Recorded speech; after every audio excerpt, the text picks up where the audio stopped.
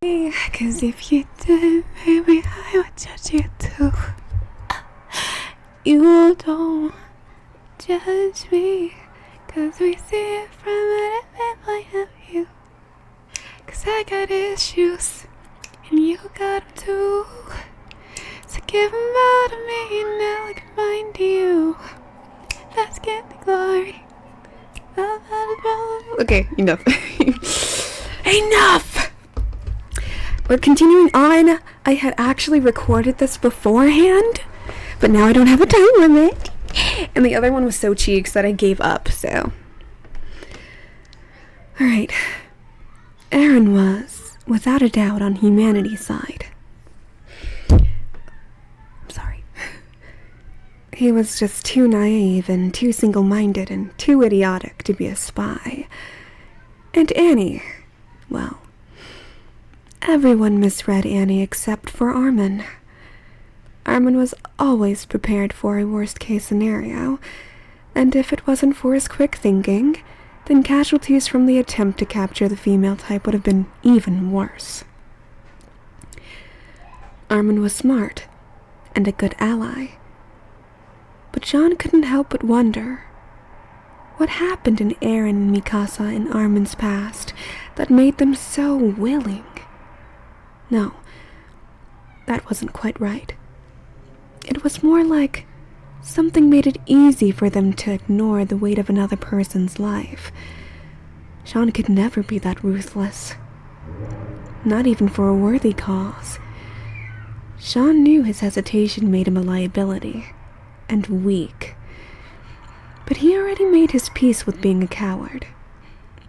He knew that his best efforts wouldn't ever be enough, and that the best he could do was try to minimize losses, and that he had no choice but to live with that, to live with the blood of others on his hands. He was pretty sure that Aaron and Mikasa learned this lesson too, back in the battle on the plains. But he didn't let it stop But they didn't let it stop them. He wasn't so sure Armin did, though.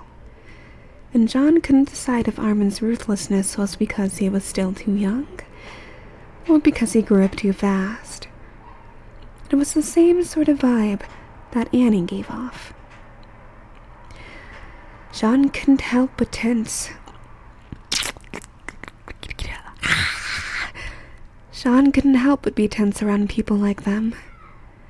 The feeling that he needed to be on guard and watch his words never really went away, no matter how long he spent in their company.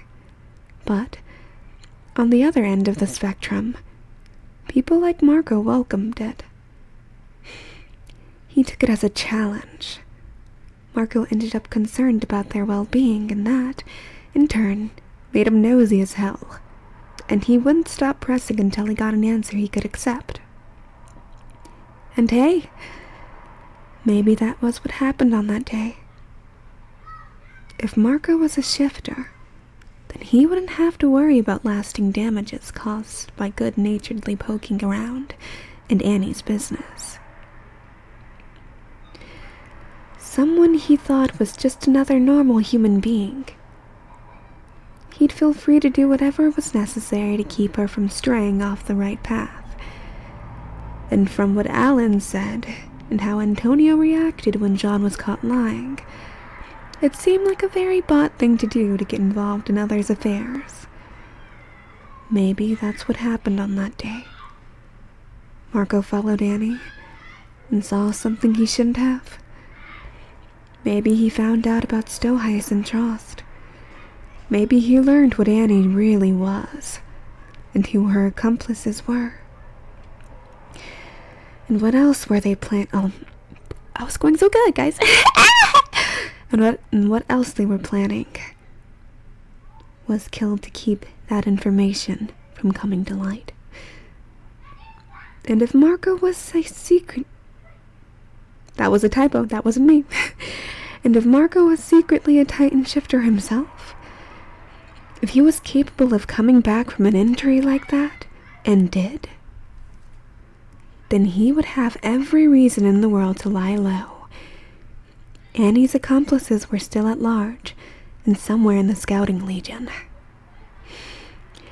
In fact, if Marco had any brains at all, he would have run as far from here as possible. He would have disappeared. What he absolutely should not be doing is wandering around in Trost's woods, where the Scouting Legions and Garrison squads still patrolled regularly. He shouldn't be stealing from the Scouting Legion either. Okay, the stuff in the cabin technically still belonged to Garrison, but the point remained that stealing wasn't a very moral, upstanding thing to do.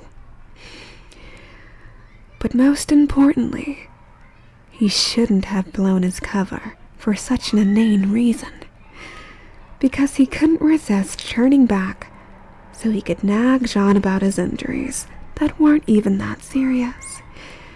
Really, his arm and leg only needed a few small stitches, that's all. They weren't even infected or anything. So if Marco was alive, what was he still doing here? And how did Antonio fit into everything? Did Antonio know that his cousin was still alive and at large, and apparently turned to a life of crime? Or did Marco spit on Antonio's friendship and concern too? Did Marco think so little of them that he couldn't turn to them for help? Or was Marco another Annie? We're pausing because I need to freaking plug in my PC real quick, but we'll be coming back soon. Alright guys, we are back in business. Let's see. Jean scrubbed a hand over his face and groaned. He didn't want to think about it, but it was possible.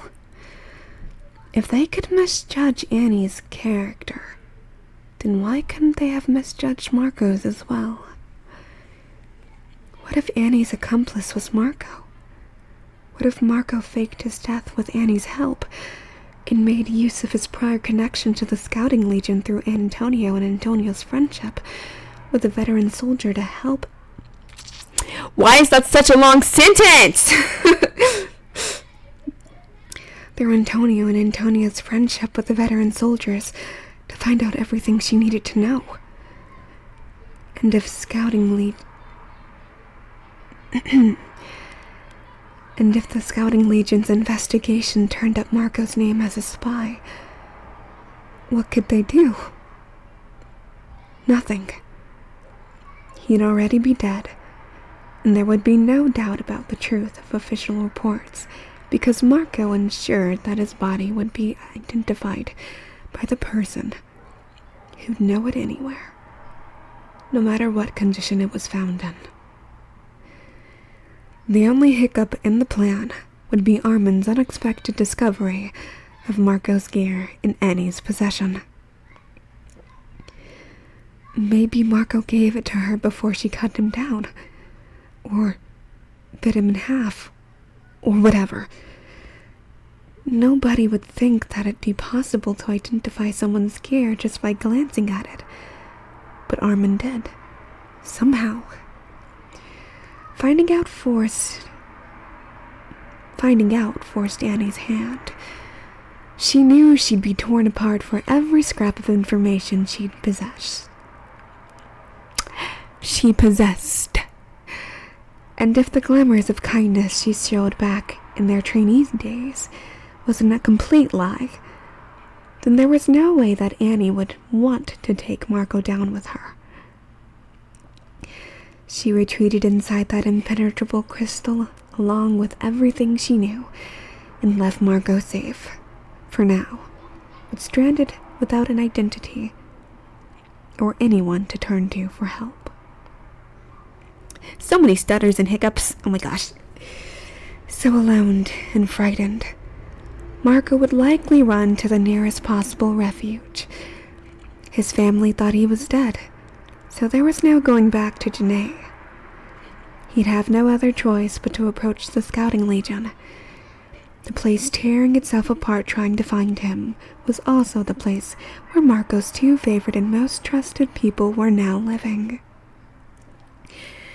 he'd have to risk it, because he lacked the skills to survive entirely on his own.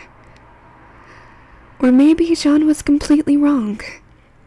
Maybe Marco was just another Aaron, an unlucky sucker caught in the wrong place at the wrong time and had shifter abilities forced upon him.